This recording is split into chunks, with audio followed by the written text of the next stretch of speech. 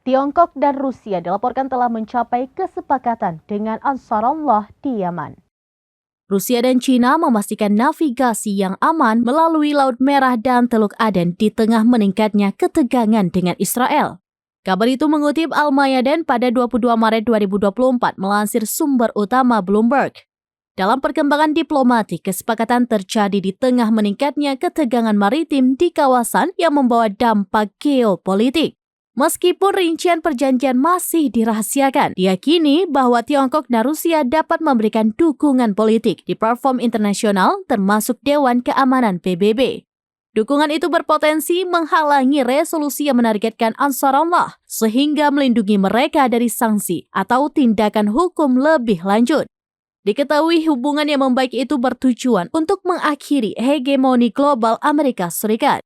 Hal itu disampaikan oleh anggota Biro Politik Ansarullah Ali Al-Qahhum dalam postingan di X beberapa waktu lalu.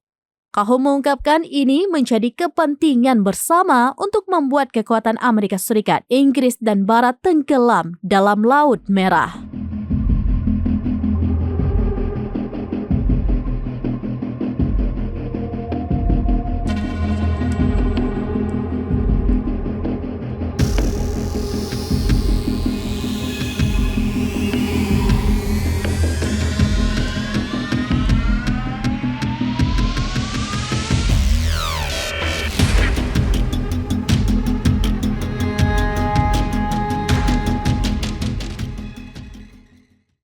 Demikian informasi terkini Syedaralun. Saksikan terus beragam informasi lainnya. Coba like dan share seluruh akun serambinews.com.